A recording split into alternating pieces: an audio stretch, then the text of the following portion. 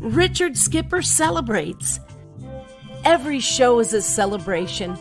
Each show, Richard delivers the artists you love, showcasing what makes them unique. Never gossipy. The antidote to a sometimes hectic world. Now, here's your host, Richard Skipper.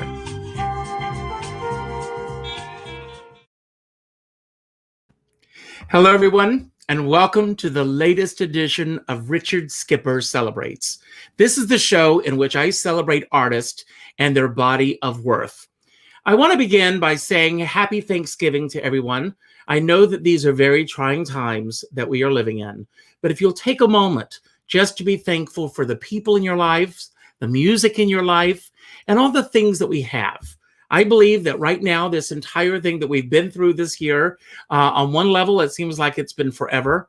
And on the other hand, I can't believe how fast this year seems to have gone. But if you take a moment to be grateful for the people in your life and what they bring to the table, literally and figuratively, you'll be a happier camper. And I'd like to dedicate today's show to my dear friend, Phyllis Frank. Because Phyllis Frank was the one who introduced me to Suede. The first time that I saw Suede was at the Turning Point here in Piermont, New York, where I live. And from the moment that she walked out on stage, I was a fan. And I have been a fan ever since. If I get the chance to catch her anywhere, I am there. She is one of the most giving entertainers that I have ever seen.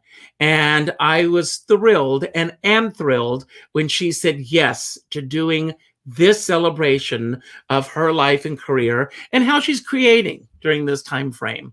Before I bring her on, however, I'd like to share with you a clip that I picked out that I think encompasses everything that we are going through right now. And I can't think of a better person than our guest today to bring this to you. Ladies and gentlemen, here is Suede.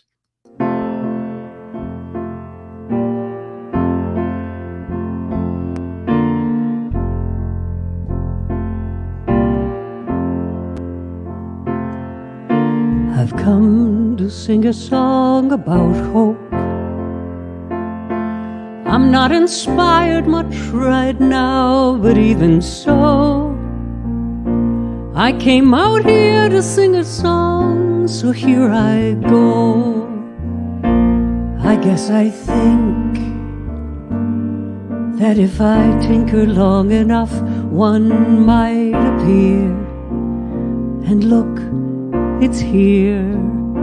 One verse is done, the work's begun.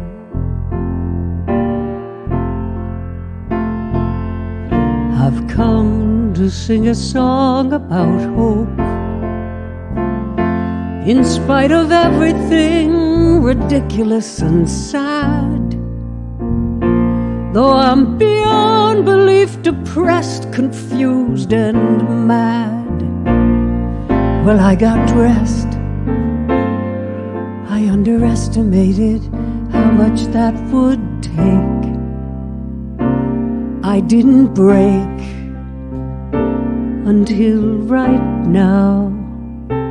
I sing of hope, but don't know how.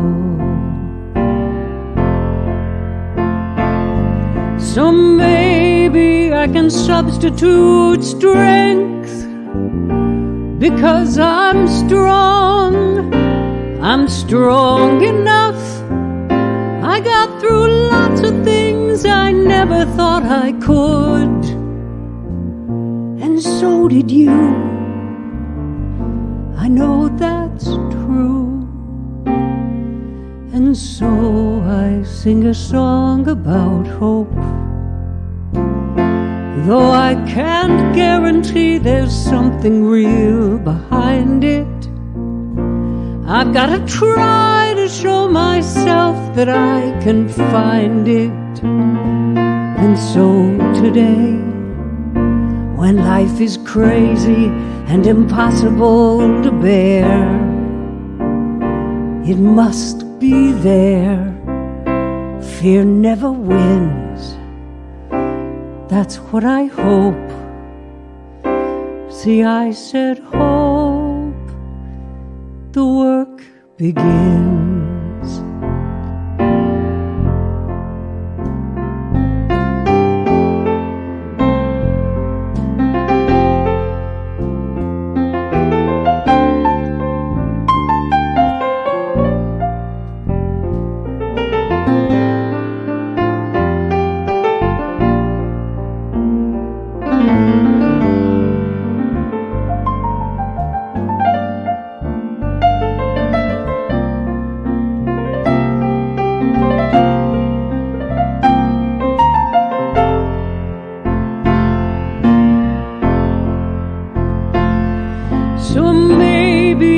Substitute strength, because we're strong enough. We got through lots of things we never thought we could. I know that's true, I know that's true. And so I sing a song about hope, though I can't guarantee there's something real behind it. We've got to try to show ourselves that we can find it. And so today, when life is crazy and impossible to bear, it must be there. Fear never wins, that's what I hope. See, I said hope, the work begins.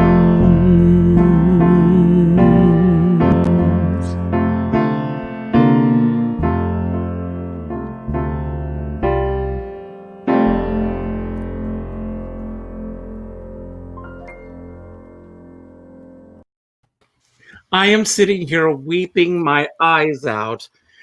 Sude, are you aware of how much you are loved? Well, after that introduction, I mean, that was beautiful. Thank you. Thank you. I've been in this business my whole life.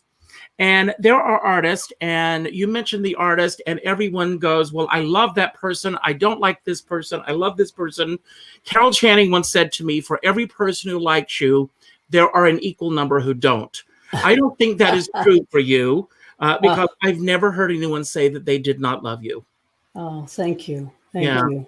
I want to ask you, speaking of hope, how you're doing really in the midst of this crazy time that we find ourselves in. Well, I'm doing much better recently than I did at the onset of all of this. And I have a feeling that's true for many of us, if not all of us. It was such a shock. I had one of the best years ever booked through the entire year. I keep hearing this over and over again. And, you know, everybody that I interview pretty much, and just before this all happened, I signed on with a management company. They were going to be booking my one-man show around the country. And all of a sudden this happened. And, you know, and I look, today marks 254 days since Broadway shut down. Yeah, and we have no idea when, where, and how it's going to come back. Yeah. What did your calendar look like on March 11th? Oh, it was very full. It was full right up through, you know, several shows over New Year's Eve weekend. And it was continuing to fill in. And yeah, and then all of a sudden, so abruptly, the rug was pulled out from under all of us. I know it's not just me.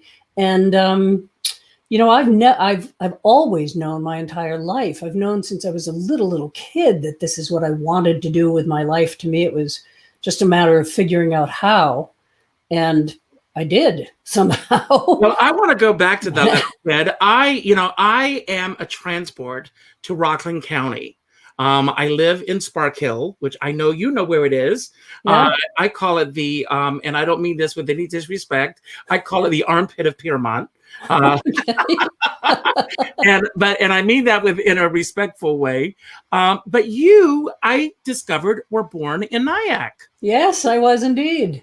Yes, I was. But you spent most of your childhood, if I'm not mistaken, in Baltimore. Is that correct? No, that's not actually correct. My dad was a management fix-it guy with 3M. So we got transferred, not quite as often as growing up in a military family, but they moved us around a lot. Anytime there was something that needed fixing, my dad was great at that. And so we would pack up and go on to the next spot.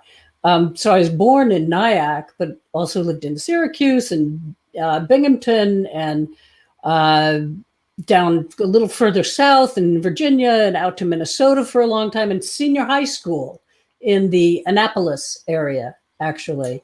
And then went back to the Midwest for college and moved back to Baltimore to start my illustrious career. Well, it's been wonderful. And what did your mom do? My mom was, for most of my childhood, she was a stay-at-home mom and managed 6 kids. That's a tough job. Pretty much, yeah. And I was not the easy one, trust me. And where did you fit in? My sister and I have 4 brothers, and 2 older brothers, 2 younger brothers, and my sister and I were right in the middle. Oh, wow. So, yeah. We had 4 years between us. So we always sort of called the big kids and the little kids. And so I was the oldest of the little kids. And did you grow up in a household that had a lot of music playing? What was the kind of music that you grew up listening to, and what did you gravitate towards? My mother, who doesn't play anymore, was a magnificent pianist and actually went to Vassar and majored in music composition in the days when women went to college. It was to find a husband. So I come by this honestly. So, but she was a magnificent pianist and played everything from classical to wicked boogie woogie with the left hand. And I used to just be fascinated by that. And my dad loved Dixieland music. So there was constantly music playing in the house. And I just picked up on all of it. I know Pearl Bailey was a huge early influence for me, especially with her sense of humor. Oh, yeah. Her sass and she was such an entertainer. And a lot of double entendre. If you go back, I look at these things and I am just amazed at what she got away with. And I don't think the censors even picked up on what she was saying. Oh, yeah. Yeah, I agree. Well, I got it, even as a little kid. Now, as an adult, you've spent most of your life on the road. If I'm not mistaken, you travel around a lot. Did the fact that you moved around a lot as a kid really set the stage for being able to do that? Yeah, absolutely. It's so interesting because as I was growing up, especially the last move that my family made when we went from Minnesota to Maryland for my senior high school years, I threw such a fit. But, it taught me how to travel. It taught me how to pop into a town and make quick connections with people. And it probably ended up being, the early graduate studies for being a touring artist, right? And when you were going through school, were you able to forge real strong friendships with the fact, I'm not, what was the longest period of time that you stayed in one area?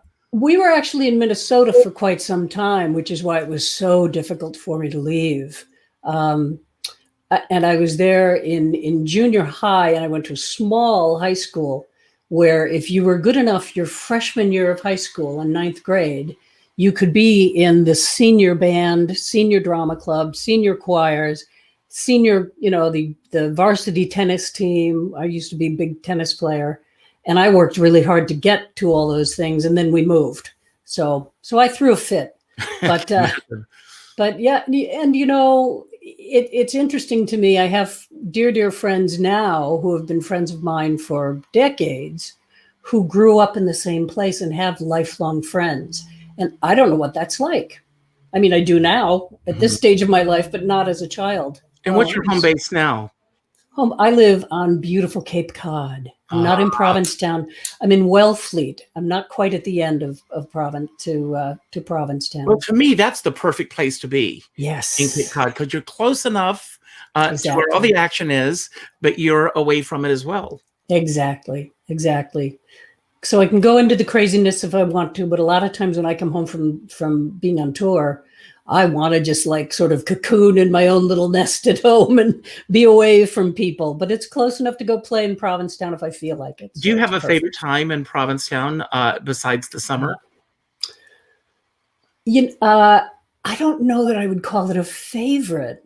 One of the things that's been a sort of interesting gift that's been revealed in 2020 is that I've actually been able to be home and enjoy all of the seasons here. Mm-hmm. And it's so beautiful in the fall. And, a lot of times I would sort of whine and complain in the spring and go, I don't want to leave and go on the road. I want to be here and enjoy this. So I've been able to do that. So, there are just very different things that are offered in each season by being out here. I have this image in my head of Meet Me in St. Louis when Mr. Smith comes in and tells the family that they're moving to New York. So I can only imagine that you experienced this over and over and over again with your father coming home and saying, guess what, everyone, we're moving again. How much time would your father announce that you'd be moving between the time that he announced it and you actually moved? I don't actually recall that. I know that we were moving. The move from Minnesota to Maryland occurred halfway through my freshman year of high school. And I threw enough of a fit that I actually talked my parents into letting me stay out there while they all moved east. Good for you. And how old were you at the time? Finished in ninth grade. How old are you in ninth grade? Oh, what are you? 15, 16? I don't know. Wow. Right? Around there? And did you, honey, I've always been sassy. Let's just set that up right now. I love that about you. And when you were in school, did you do school plays? I mean, did you have a desire to be an actress as well as a great singer?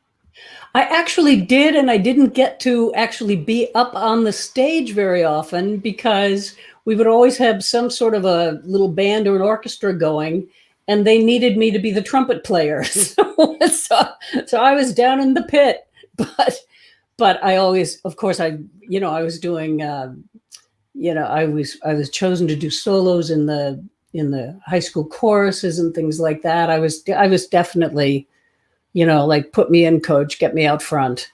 That's where I want to be. And when you decided that you wanted, first of all, let's go back. What was the first time that you appeared on stage in front of an audience? And what are your memories of that time? I remember it so well. Well, actually, I'll go back even further. It was sixth grade, our class was doing a play about St. George slaying the dragon.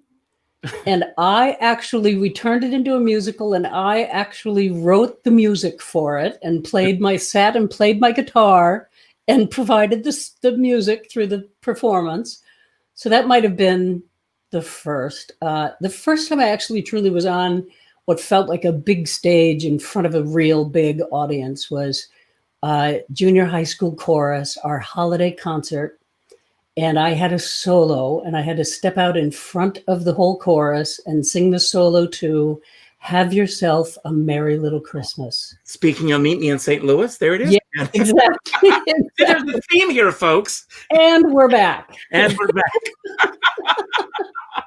So I want to ask you, what was the defining moment for you when you said, this is the career path that I want to pursue?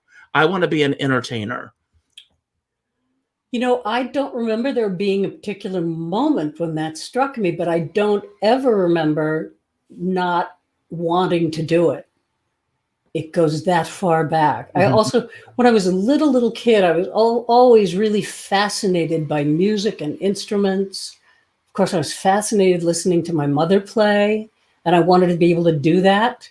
And apparently she tells the story that one day she walked into the room where the piano was, and there I was as a 4-year-old. I'd figured out how to climb up on the bench and was sounding out a song I'd heard on the radio that I liked.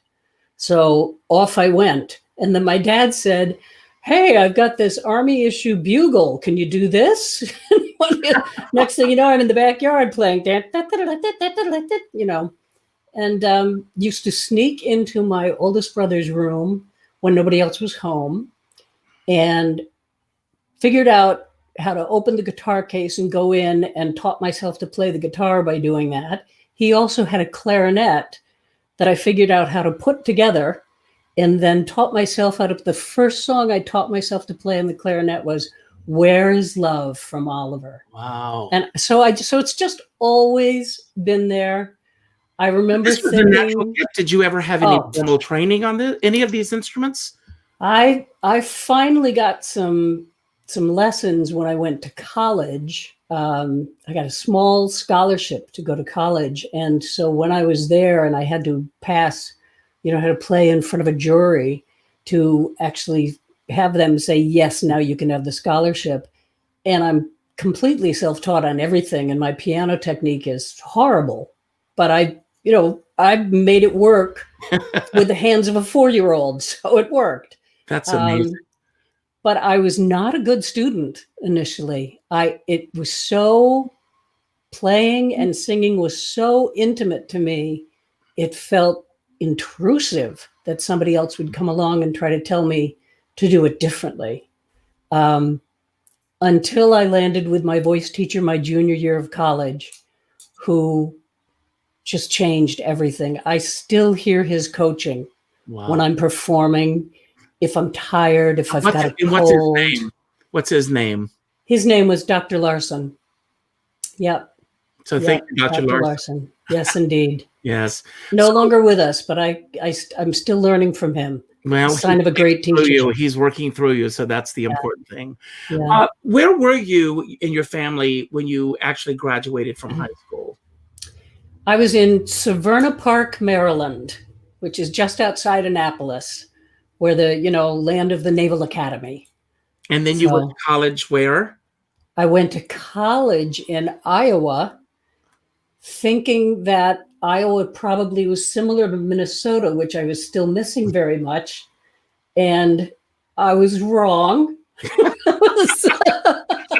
And why did you decide on Iowa? They heavily recruited me. One of my older brothers went to school there, so they knew about me somehow. And it's a very good music school with both instrumental and vocal music. And I knew at that point that there was no way that I could choose. If I'd gone to a bigger school, you would have just as many, musical groups and more people vying for those positions. And I knew that I couldn't choose just vocal or just instrumental. So that school gave me the opportunity to do both with great programs and great teachers. And while you were going to college in Iowa, were you also doing gigs? I was doing gigs. I was playing at the college coffee house. Oh, there's a photo somewhere that I could have shared with you. That's for the next interview. Okay, good. Okay, good. By the way, could I just acknowledge right now, I'm not having the greatest video shot here. I apologize to your audience for that. No, you're doing fine. You look great. Got a fancy new webcam that's not talking to my laptop, so I'm going to have to upgrade. And we will next time. Anyway. Okay, great. We'll do it again. Yeah, details, technicalities. But yes, and where were we? You were doing, gigs. Local coffee houses. I was doing coffee houses at the college, and I went around and started playing out doing some of the bar gigs, the humble beginnings, 5 and 6 and 7 hours a night playing Proud Mary far too many times. And, but boy, talk about graduate studies. You learn an awful lot being in that environment. An awful lot performing in those kind of venues, trust me. And you learn about every type of audience under the sun. Yes.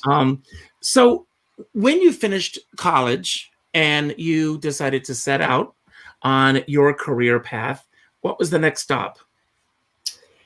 I actually stayed in Iowa longer than I'd initially planned because I fell in love. Good for you.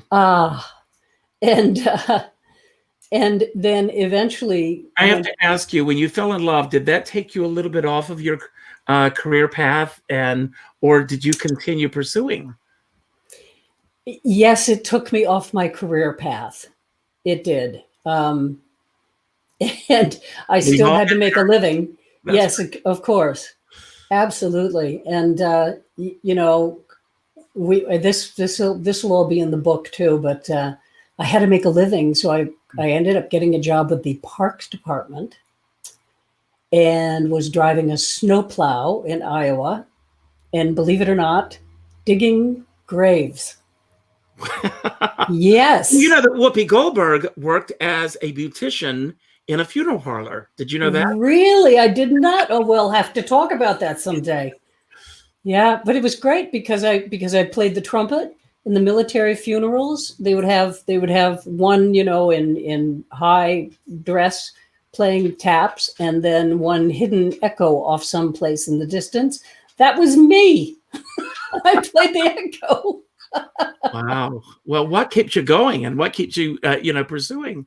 And if you don't mind my going in this direction, how long did the relationship last? And did you move on together, or did you break up there? Did you stay there? We broke up there. We broke up there, and I headed back. In fact, we met. We met near the end of my freshman year of college, and I had made plans to transfer and get out to a different school, and then boom. So I ended up staying. So when it was over, I headed back east, knowing that I wanted to really jump in full time and try to start my career that I had dreamed about all my life. And I figured it was best to do that on one of the coasts. And I headed to Baltimore because I knew Baltimore and had family there. That's where it all began. And did you have mentors who helped you pave the way for you, or did you do everything piecemeal on your own?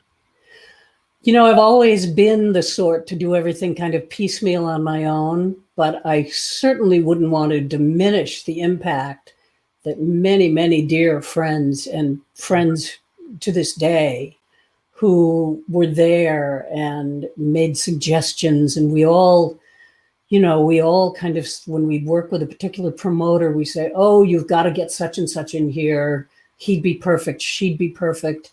It's an incredible network, and it's an amazingly supportive network, I've found.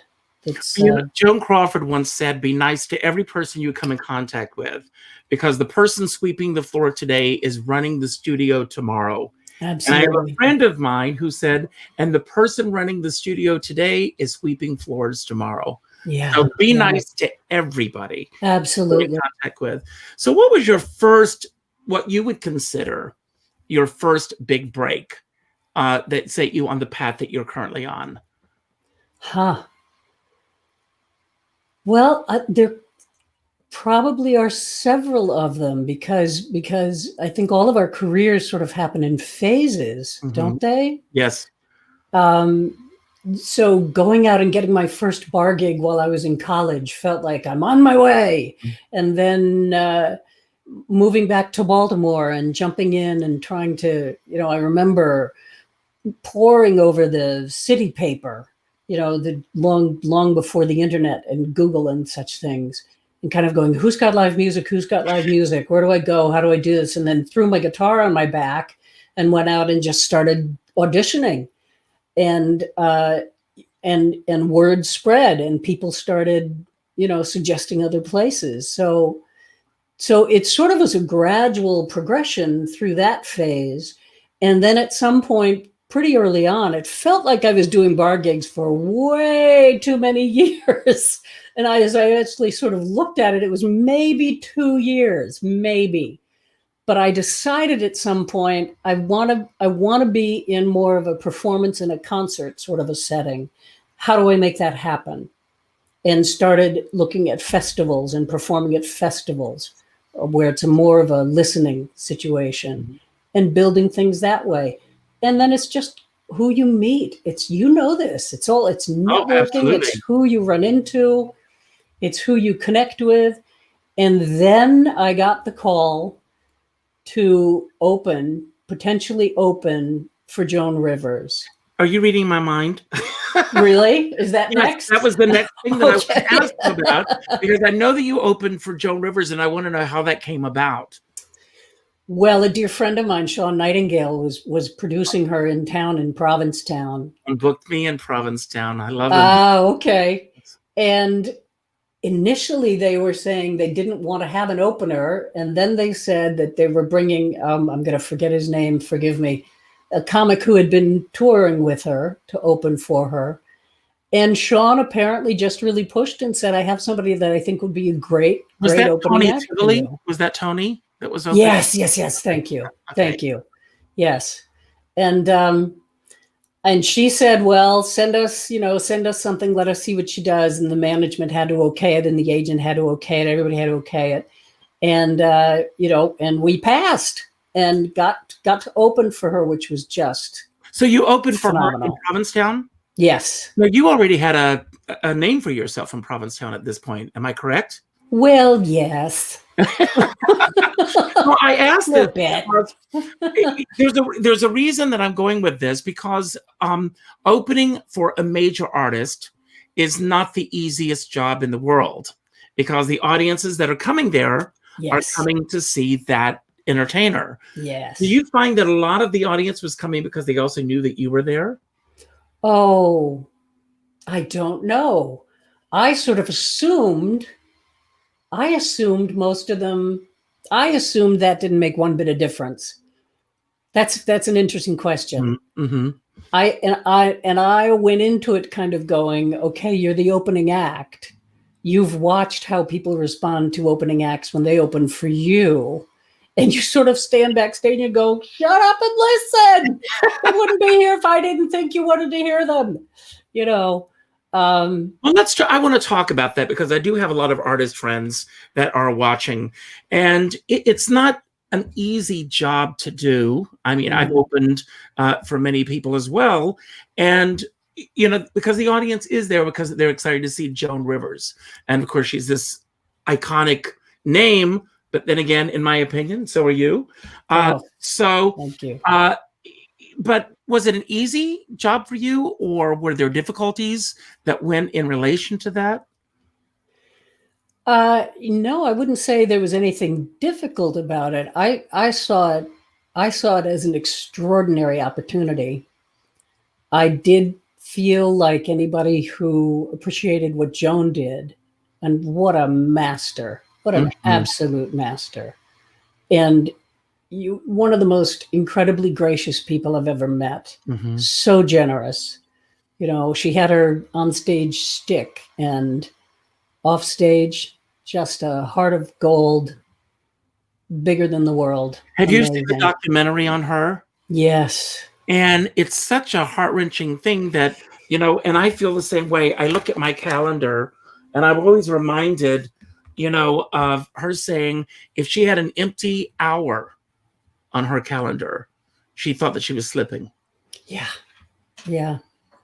Isn't that interesting? Mm-hmm. That sort of speaks to what we spoke about earlier about having the rug pulled out from under all of us at the beginning of the pandemic. And you're sitting in this space where, for me, I realized in a way I'd never realized it before, how much I need to do the work that I do. It's my lifeblood.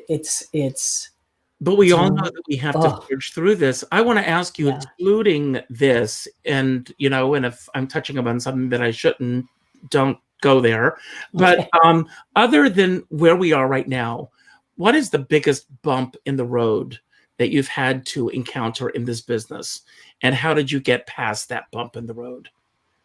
Oh, there's so many bumps in the road, aren't there? We've all had them. You absolutely, if you don't learn very early on that you need to learn how to deal with rejection and lots of criticism that you haven't necessarily asked for, And I want to say but is given so willingly. I want to say something on that topic, and I don't want to get political here, but I'm going to get political. The fact that the man in the White House right now is unable to deal with, for the first time in his life, thinking that he failed at something. And every single day, and I have been very, very fortunate with the people that I've gotten to know over the years, some of the biggest names in show business, some people who are just starting out, some people who are journeyman entertainers that are constantly working but don't have the big name recognition. And I don't care who you are, what you've accomplished, what you haven't accomplished. And right now, with what we're all going through, we deal with rejection every single day. Absolutely. Absolutely. And even just within ourselves, don't we? Yes. Because who is our our toughest critics? Mm-hmm. We are. And that's a part of how we get better at our craft. Mm-hmm. But it can also cross that line into, okay, just ease off yourself a little bit here. Yeah, very true. But you're right. But it's a totally different story. He's a clinical narcissist. He can't help it. He cannot help but be how he is. He needs to be gone now. Mm-hmm. But it's a different story, but you're right. But that's what I look at with him. And I'm not a fan of his by any stretch of the imagination. But I also have this feeling of, I do have empathy of wanting something so badly and having that slip through your fingers. And I'm not excusing anything. I don't want anyone to get that idea, but that's just me and the way that my brain operates. But going back to Joan and Sean Nightingale and you being asked to do this, obviously you were ready for that moment in your life. Yes. How did your success in Provincetown come about? Because I can't think of Provincetown without thinking of you, vice versa. Well, thank you. The first time I visited Provincetown, it was one of those moments, I think many people will understand, where I just kind of, the minute I got to the Cape, the minute I got to Provincetown, I just was like, oh, I have to figure out how to live here. Mm-hmm. I just knew it. And interestingly, unrelated, all my childhood, I was very, very drawn to New England for some reason. We hadn't even lived in New England, but I knew I wanted to get to New England. And all those years later, I'm in Provincetown and thought, I've got to figure out how to live here. And obviously did that. And the first season that I played in Provincetown was 1985. And I was invited to come up and write a music and comedy review with Michael Greer. Oh my God. Yes, indeed. We had met the previous New Year's Eve when we were doing a double bill show in Washington, D.C. at Dot Spot, which some of your fans may also know about. And he was getting ready to come back and do another season in Provincetown. And the club owner said, we want you to do something completely different. And he invited me to join him and write a music and comedy review, which we did. And we did it up at the Gifford House. And I would bark the show. We called it Not Landing.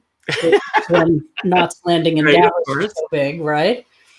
And I would bark for the show by playing the theme from Dynasty from the back porch and through town on my trumpet. And it would get people coming up that, as Kenny Sasha would call it, that goddamn hill. Oh my God. You are bringing back the memories that are flooding. Oh my God. Yes, indeed. And that was it. And the show ended up being canceled, but closed. We'll call it closed. Yes. And the owners came to me and said, we want you to do your own show. I was like, what? And there I was, off I went. And the rest is history. You remind me, the first time that I went to Provincetown was in 19 87, 88, around that time. And I took the bus from New York to Hyannisport, changed buses, and then took it to Provincetown.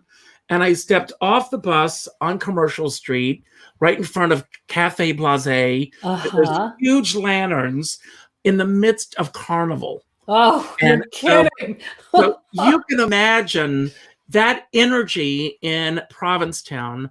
And Jimmy James was performing, and Big Ed was performing, and so many of the performers that you've just mentioned, and and you were performing there as well.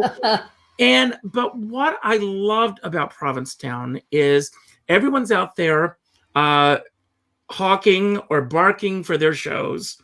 And yet I didn't feel any competition between any of those performers. And even when I came into town and performed years later, I just felt that it was such a feeling of support in that town. Yeah, very much.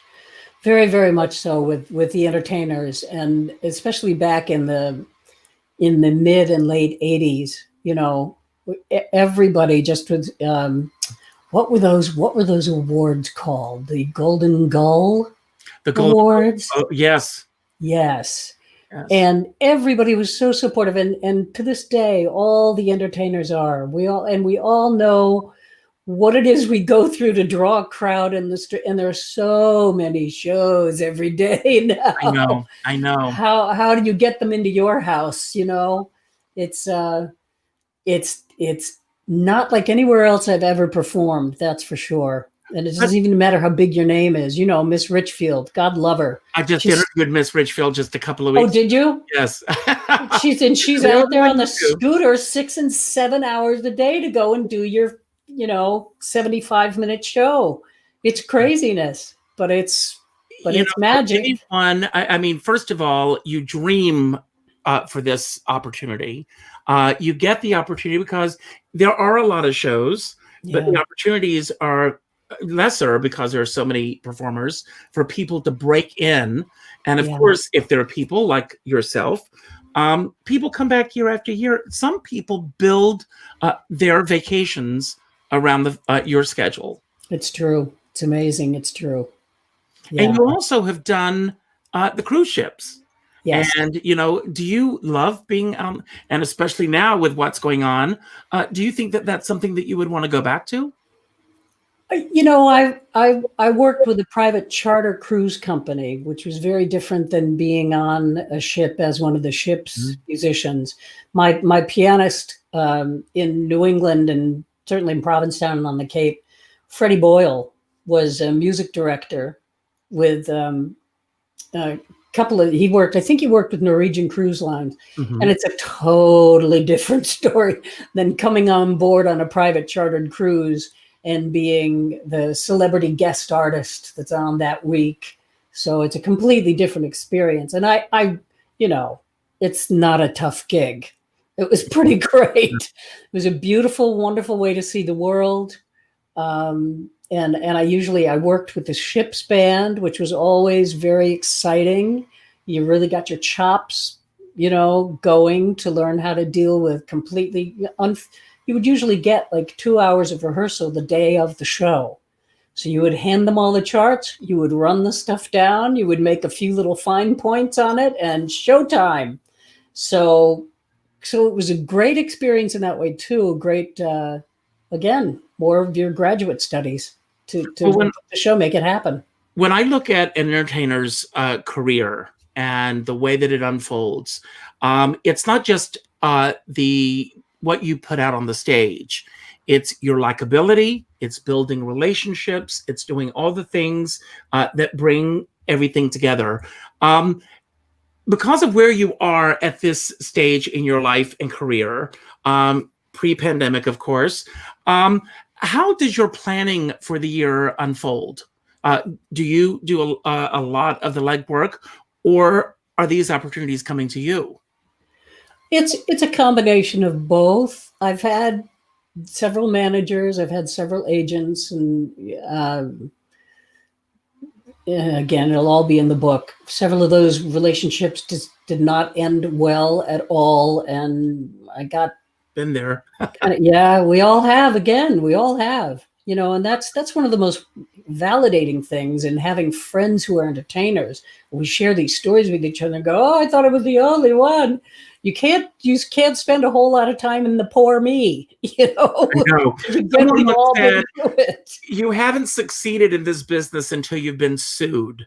And I have been through 2 major lawsuits. Oh, no. Yes. We'll talk about that off camera. Oh. But no, just unbelievable situations. I was almost sued. I was able to avoid being sued. That's a long story too, but I did actually sue the Sony Corporation. I know. Which seemed like a good idea at the time. Can we talk a little bit about that? Or would you prefer not to? Yes, we can. No, yes. Because I don't want to go into all the details, but if you can explain to everyone what happened, because I was reading up on this myself, and and how you came to find out what was taking place. I was performing on the 1993 March on Washington main stage, and when we had 600,000 people in the audience, the National Park Service said. I was there. You were there. I was there. Wasn't it just amazing? Just amazing. Did you perform? I didn't perform. My husband and I, we're now on 30 years, but the third year into our relationship, and we went, and what I loved was leaving Washington, D.C. Yeah. And every car, been there, and people were honking their horns, and all along the way, it was just the celebration of what happened. But I digress. Anyway, it was amazing. It was absolutely amazing to walk out on that stage, and I sang to tracks. I didn't have my band with me. I sang to tracks, so it was just me on that stage about the size of Nebraska. Mm-hmm. We had over 600,000 people as far as you could see. And the cameras in your face, and you see the Diamond Vision screens, and you're larger than. It was just extraordinary.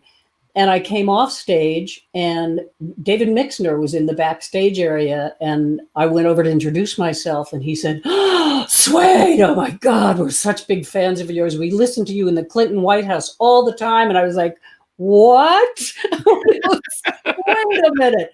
And right at that point, the press liaison person came over and said, "Rolling Stone would like to talk to you." And I said, "The magazine?"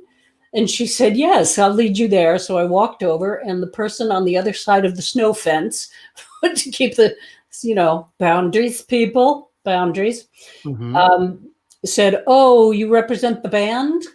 And I said, "No, I am the band." And the band Suede? "Well, that's me. I'm Suede." Long story short, it turned out that's how I first knew that there was a band called Suede that was booked by the Sony Corporation and Columbia Records. And Sony didn't do the very simple, quick trademark search at the Library of Congress before bringing the band over. And I happened to own 2 trademarks for the name. So they were in violation of that. Turned out that the band and I were playing a lot of the similar clubs all across the country, and there was a great deal of confusion. And were you aware of this band at this point or not? That's the first I heard of them. Oh, wow. And soon after, I started getting notes from fans of mine who were thrilled at this new album I'd released. That was a photo of, looked like it was very androgynous. People looked like 2 women kissing, and it just said Suede across the top of it. And it was the band's new album with major displays in Tower Records and things. This was like the early 90s, again, before the internet. And so they were buying up records thinking they were mine. People were buying tickets for the band's shows thinking that, and it was my show. And there's just incredible amount of confusion and for promoters and distributors and the whole business. So we went to Sony and said, "Please cease and desist." And we had all of what's called actual evidence. And they sort of laughed the whole thing off and said, well, who do you think you are? We're the Sony Corporation, which only got my sassiness up. Don't cross her. Watch this. Oh my God. Wow. And it took over 2 years in the court system. And finally, the judge, listening to the whole thing, said, okay, enough. This is, you're clearly in violation and this is clear confusion. And we settled enough to pay 10 attorneys representing me across the country. No, it's but not a fun I thing kept my name. God bless you. I spent 7 years in litigation. It's a long story that it just, but before we run out of time, I want to, and I'm hoping everyone, if you love Suede as much as I do, and I hope you do, as you can see on the bottom of the screen, Suede has a charity of choice. I'm making a contribution. I hope that you all can. It's for alzheimerscapecod.org. And can you tell us a little bit about the organization and why it's important to you? Well, any of my fans will know about my song called Emily Remembers. Yes. It's not, I'm sorry, it isn't my song. It's my version of Shirley Eckhart's incredible song. And it's a true story about a couple I met on one of those chartered cruises. And when I'm on Cape Cod, I will pass the hat with any of my shows for the Alzheimer's Family Support Center is the name of their actual center. And it was founded and is run by two good friends of mine. So I know it's being done well and properly. Mm-hmm. And they provide all their services to families who are dealing with Alzheimer and dementia illnesses gratis. They do it all free. They do it, consultations to doctors and treatments and rides to the doctor and medications and everything. They do counseling sessions, support everything. They do it all for no charge whatsoever. So I love to pass the hat and raise money for them whenever I can to support the group. And it's a local Cape Cod organization, and they serve everybody on the entire Cape, and I think as far up as Plymouth and around Boston. Mm-hmm. Great organization that I can back 100%. Well, that's great. Well, I'm going to make my contribution. Now, with everything that you've done, what's the one thing that you would like to do that you haven't done? Well, going back to opening for the extraordinary Joan Rivers, her manager and I became friends through all of that. And he said, we'd been looking for a long time for a musical act to be Joan's opening act. And Joan really wanted it to be a woman if we found the right person. And we think we found the right person. And then she left us too soon. Oh, so that would have been fabulous.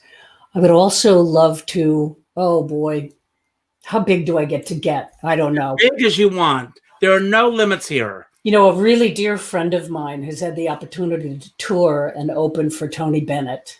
And I haven't met him yet. I would love to meet him. And quite frankly, I think he'd appreciate what I do. So that would be fabulous. Well, he's got great taste, and I think he would too. Yeah. I'll be on his next duets album. Let's do that. Okay. I think he should be on your next duets album. Oh, I see. Okay. See, I can be sassy too. Love it. Oh, honey, I know you can. Wait, who doesn't know that? I love you. I love you so much. And I can't believe it, but we're at the end of our show. Oh. And before we sign off, I want to thank everybody. You could have been anywhere on a Saturday afternoon, and it's a beautiful one here in New York. I'm going to go for a walk when this is over. But I know that you could have been anywhere, but Suede and I both, I think I can speak for you, appreciate your being here. And if you did enjoy today's show, and if you haven't done so already, please go to my website, which is richardskipper.com, and sign my guest book with your thoughts about the show, because that helps to boost me in other markets. I also end every show by telling everyone to go out and do something nice for somebody else without expecting anything in return. Today, go to your Facebook friends list and go to the third name that pops up, and then go to Suede's website. How do they get to your website? Well, my website is currently under construction. Well, how can we get a Suede CD? Yes. Well, you can certainly do that through facebook.com/SuedeWave. Okay. Yes, so go there, order Great. 2 CDs, one for yourself, and then one to the third friend on your list. Oh, I love it. Let them know, and we'll keep getting it out there. And if Tony Bennett happens to be on your list, pass the third friend and send it directly to Tony Bennett. There you go. Now, before we end the show, I want to give you the final word. Anything you want to say about anything we discussed today, anything we didn't discuss that you wish that we had, or just any message that you want to put out to the world at this time. And again, happy Thanksgiving, Suede. Love you. Thank you so much, and same to you, Richard. And I would just say, like that song written "Hope," written by Jason Robert Brown, by the way. Mm-hmm. Magnificent song. And when I found it, I just absolutely had to do it, and had to do it as soon as possible. So we did it at Rich Hills. He's my bass player, and he did the audio and video production on it. And we just had to put that out to the world. And there really is something to be said. Every single moment we can choose between love and fear. Every moment. And there's so much to be fearful of right now. But fear only breeds more fear. And if we stop and consciously choose love, love always only brings more love. So choose love. Amen. And I love you. Thank you. Thank you.